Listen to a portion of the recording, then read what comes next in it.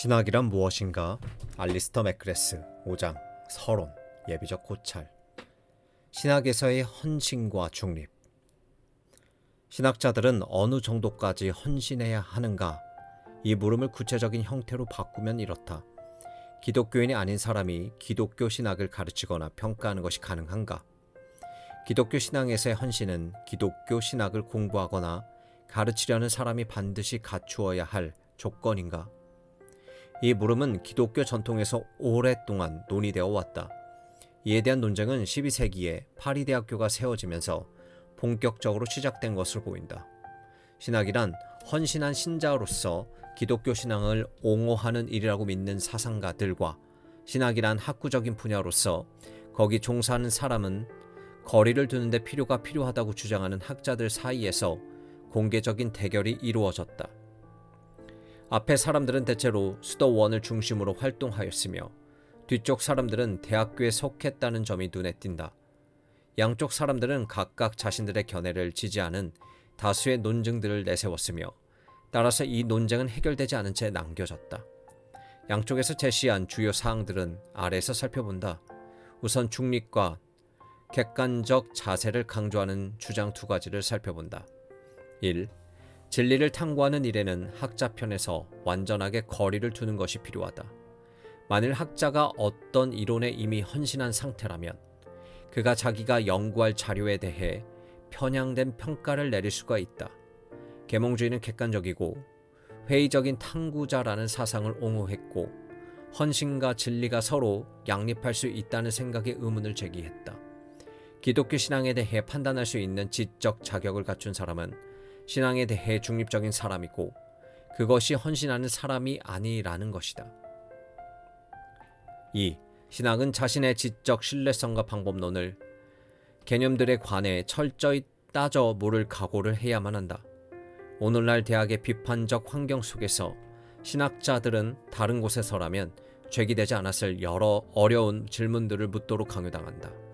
그래서 볼프 하르트 판넬베르크는 신학이 비판적 질문들과 대면하고 응답하기 위해서는 대학의 환경 안에 위치해야 한다고 주장한다. 미국의 카톨릭 신학자인 데이비드 트레이시도 비슷한 방법을 선택하며 강조했다. 기독교 믿음의 진리 주장은 지성과 정당성을 갖춘 공적이고 보편적인 규범들 안에서 자신의 근거를 제시해야 한다는 것이다. 중립을 옹호하는 두 가지 주장을 살펴보았고 이어서 헌신을 지지하는 세 가지 주장을 살펴본다. 1. 라틴 아메리카의 해방신학자들은 학문적 거리둠이라는 관념에 비난하면서 그런 태도가 사회 정의와 정치적 변혁이라는 대의에 심각한 방해가 된다고 주장해왔다. 만일 어떤 것이 참되다면 그것에 헌신하지 못할 이유가 무엇인가?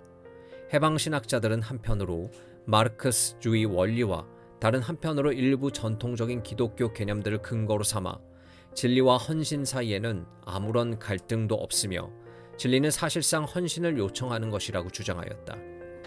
2. 학문은 겉으로 드러나든 아니든 이미 어떤 개념이나 가치들에 헌신한 행위다.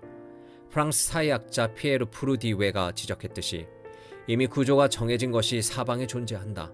신학에 대해서도 동일한 사실을 말할 수 있지 않을까?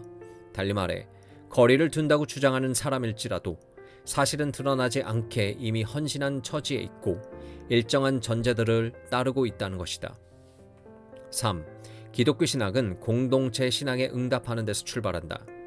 캔터베리의 안셀무스가 말한 유명한 구절을 빌려 말하면 신학은 이해를 추구하는 신앙이다. 따라서 신앙은 헌신을 수반한다. 기독교 신앙을 냉정한 관점에서 순수 학문으로 연구하는 것은 기독교가 선포와 기도와 예배에 관련된다는 사실을 놓치는 것이다. 바로 이러한 행위들이 신학의 출발점이 된다. 게다가 신학자가 신앙을 선포하지 않고 하나님께 기도하지 않으며 부활한 그리스도를 예배하지 않는다면 그는 신학이 진정 어떠한 것인지 이해했다고 말할 수 없다. 위에서 살펴본 중립을 옹호하는 주장과 반대하는 주장들은 그 나름의 강점과 약점을 지닌다. 예를 들어 기독교 신앙 밖에 있는 사람만이 신앙의 개념들에 대해 신뢰할 만한 평가를 내릴 수 있다는 주장, 곧 기독교 신앙을 연구할 최고의 자격을 지닌 사람은 기독교인이 아닌 기독교인이 아닌 사람이란 주장에 대해 생각해보라. 이 주장에는 그 나름의 장점이 있다. 외부의 관찰자는 냉정한 질문을 묻고 비판적인 판단을 내리며 또 기독교 신앙 안에 있는 사람들이 자명하다고 여기는 것들의 문제점을 알아차릴 가능성이 훨씬 더 크다. 하지만 외부의 관찰자는 기독교 신앙의 내적인 힘들, 예를 들어 기도나 예배 삶 같은 것들을 알지 못하는 까닭에 신학의 발전을 이끌어온 동기가 무엇인지 이해할 수가 없다. 비판적인 관점을 뭘 이해한 대가로 치르고서야 지켜낼 수 있는 것이다. 이러한 여러 이유로 인해 신학에서 헌신을 둘러싼 논쟁은 더 이상 진전하지 못하고 막혀버리게 되었다. 그러나 최근 몇십 년 사이의 사회 변화로 인해 기독교 신학이 대학교가 아니라 신학교로 옮겨가고 따라서 훨씬 더 헌신적인 환경에서 연구할 수 있게 되었다. 유럽과 북미, 오스트레일리아에서 다문화주의가 형성됨에 따라 대학교 안에서 기독교 신학이 특정한 주의를 누리는 데 대해 세속 진영의 불만이 증가되었다. 왜 기독교는 이렇게 특별한 지위를 누려야 하고 유대교나 이슬람교는 그러지 말아야 하는가? 미국에서는 앞에서 살펴본 이러한 흐름의 결과로 기독교가 아닌 다양한 종교들이나 종교 일반에 대해 연구하는 종교 학부가 탄생했다. 기독교 신앙을 공부하는 학생들은 대체로 목사 안수를 받는 데 목적이 있으므로 이러한 현상은 학생들이 기독교 신학을 가르치는 신학교로 몰리게 하는 결과를 낳았다. 그래서 유럽 카톨릭의 대표적인 신학자인 한스 우르스 폰 발타자르와 이브 콩가르를 포함해 상당수의 주요 신학자들이 대학교에서는 자리를 얻지 못했다. 이와 마찬가지로 미국의 많은 현대 복음주 신학자들은 세속대학교의 종교학 학부보다는 신학교의 환경 안에서 활동하기를 선호한다.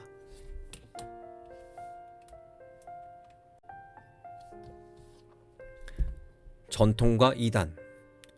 오늘날 전통과 이단이라는 용어는 그 본래의 신학적 의미를 많이 잃어버렸다. 근대에 들어와 등장한 반권위주의적인 태도들로 인하여 전통주의는 강압적인 권위로 사람들에게 강요한 교의에 불과한 것으로 생각되었으며 또 이단은 편협한 교회나 국가 권력자들에게 억압당한 희생자들이란 생각이 퍼지게 되었다.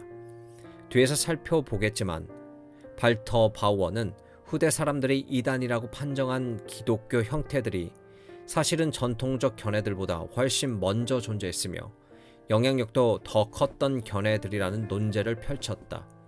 로마 교회가 의도적으로 이 견해들을 억압해 이단으로 몰아붙였으며 상대적으로 인기가 없었던 자기네 개념들을 전통주의로 강요했다는 것이다. 최근에 학계에서는 이 논제가 크게 의문시되고 있으며 반면에 자유주의 성향이 두드러진 진영에서는 인기를 유지하고 있다. 기억해야 할 사실은 이단이 흔히 변방으로 밀려난 사회 집단들과 관계가 있다는 점이다.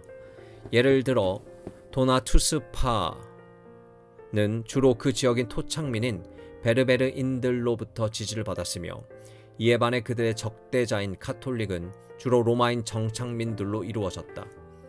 지금까지 기독교 교회가 무절제하게 안팎의 적대자들을 억압해 왔던 것에 비춰볼 때 이단이라는 관념은 여전히 신학적으로 중요하며 따라서 좀 더 자세히 살펴볼 필요가 있다. 여기서는 이단과 전통이라는 개념을 역사적 측면과 신학적 측면에서 살펴본다. 역사적 측면, 전통과 이단이라는 개념은 특히 초대교회와 관계가 깊다. 이 개념들을 어떻게 생겨나는가? 이단을 전통에서 타락한 것으로 봐야 할까? 독일의 역사학자 발터 바워는 초기 기독교의 전통과 이단에서 초기 기독교에서는 교회 일치를 교리의 차원이 아니라 한 분이신 주님과의 관계라는 면에서 다루었다고 주장했다. 기독교의 일치를 이루는 근간은 한 분 주님을 예배하는 일이었지 공식적인 교리 내용이 아니었다. 계속해서 바워는 초기 교회에서 용인되었던 다양한 견해들이 후기 교회에 와서 점차 의심스러운 것으로 생각되기 시작했다고 말한다. 전통적인 것으로 합의된 견해가 등장하기 시작했으며 그에 따라 이전에는 용인되었던 의견들이 부적합한 것으로 배척되었다. 그런데 이단과 전통을 가르는 이 구분이 어떻게 정해지게 되었을까? 바오에 의하면 전통주의는 로마 교회의 힘이 점차 커지면서 나타난 것으로 로마 교회는 자기 견해를 다른 이들에게 강요하면서 자신이 거부하는 견해들을 가리키기 위해 이단이라는 말을 사용하였다. 전통과 이단을 가르는 기준이라는 것이 바우어가 보기에 매우 독단적이었다. 바우어가 교리적 표준이라는 개념에 반감을 품었던 것은 그런 교리적 표준들이 기독교에서 후대에 등장한 것이라는 확신이 있었기 때문이다. 최근에 와서 바오의 주장은 크게 비판을 받고 있으며 앞으로 계속 살아남을지도 확실치 않다. 역사를 돌아볼 때 초기의 기독교 공동체들이 신앙의 확실성을 추구하면서 신앙의 핵심 주제들을 개념화하고 표현하는 다양한 방법을 탐구하는 데 힘썼다는 점이 분명하다. 이러한 초창기의 결실 가운데 일부가 후기 세대에 의해 배척되었다는 것도 확실하다. 하지만 이렇게 배척한 일은 권력이나 권위와는 별 관계가 없으며 오히려 신앙의 핵심 주제들을 표현하는 최선의 방도를 찾고자 했던 노력과 더 관계가 깊다고 할 수 있다. 신학적 측면, 이단과 전통 개념의 역사적 뿌리를 두고 벌어진 논쟁을 보면 그 개념들이 구시대적인 관심일 뿐이라는 생각이 든다. 그러나 이 개념들은 여전히 신학적 중요성을 지닌다. 이단은 신학적으로 중요한 문제다. 이 사실을 가장 잘 보여주는 것이 이단에 관한 가장 중요한 논의 가운데 하나인 슐라이 어마어의 기독교 신앙이다. 슐라이 어마어는 이단을 가리켜 기독교의 겉모습을 갖추고 있으나 그 본질에서는 모순된 것이라고 주장하였다. 기독교 안에서 경험하는 모든 종교적 감정이 예수가 이룬 구속과 관련된다는 것이 기독교의 독특한 본질이라고 할 때 이단이 발생하는 방식을 두 가지로 말할 수 있을 것이다. 다시 말하자면 이렇다. 이 근본적인 공식이야 대체로 유지되겠지만 엄밀한 의미의 구속이 성취되는 것은 불가능하게끔 인간 본성을 정의하거나 아니면 구속자가 구속을 이룰 수 없는 방식으로 구속자를 정의하거나 둘 중 하나다. 슐라이 어마의 이단 논의는 흥미롭고 중요하기에 좀 더 자세히 살펴본다. 그의 논의는 우선 이단과 불신앙이 어떻게 다른지 밝히고 있으며 다른 한편으로는 이단이라는 말 자체가 남용되어 믿을 수 없다는 것이 될 위험성이 있을지라도 여전히 신학에서 필요한 개념이라는 점은 분명히 한다. 하나님은 예수 그리스도를 통해 우리를 구속한 것이지 그 외에 다른 인물이나 방법으로 구속하지 않았다는 것이 기독교 고유의 핵심 개념이라고 슐라이 어마는 주장한다. 그러므로 기독교에서 주장하는 하나님과 예수 그리스도, 인간 본성에 대한 이론은 이러한 구속론과 일치해야 한다. 이 주장이 함축하는 의미를 살펴보면 다음과 같다. 1.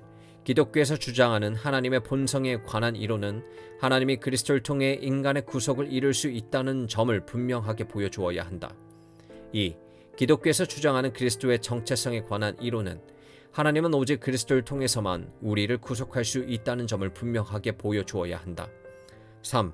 기독교에서 주장하는 인간에 관한 이론은 구속이 가능하며 또한 진정한 것이라는 사실을 명확하게 보여주어야 한다.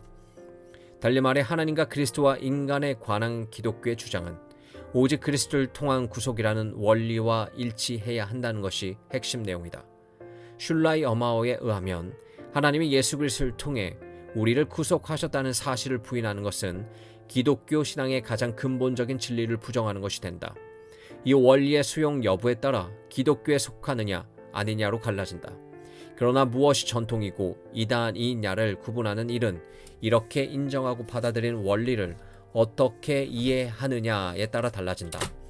달리 말해 이단이란 불신앙에 속한 견해가 아니라 신앙의 상황으로 인해 기독교의 핵심 믿음을 그릇되거나 부적합하게 이해하는 것을 말한다.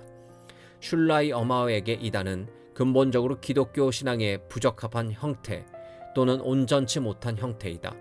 슐라이 어마어는 그리스도를 통한 구속이란 주제를 분석하고 그것을 기초로 삼아 구속론을 부적합하게 이해한 데서 생겨난 이단을 다음과 같이 네 가지로 밝힌다. 1. 에비온주의. 이 이론에서 그리스도의 인격을 해석한 것에 따르면 그리스도는 인간에 비해 오직 그것만 구속자로 인정해야 할 만큼 본질적으로 우월한 존재가 아니다.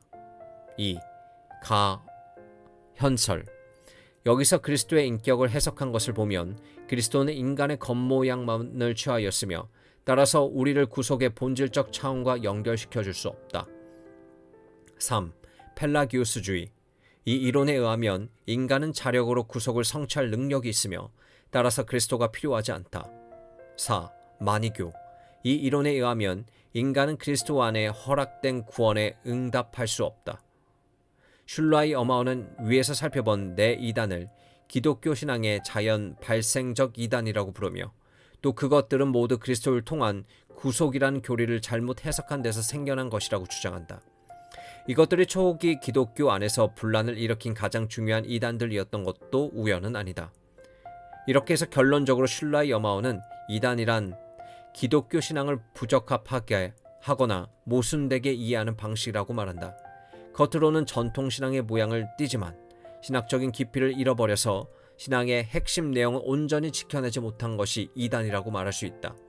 슐라이 어마의 이론은 이단을 다루는 효과적인 사고방식으로 인정받았으며 최고의 많은 저술가들이 이어받아 발전시키고 있다.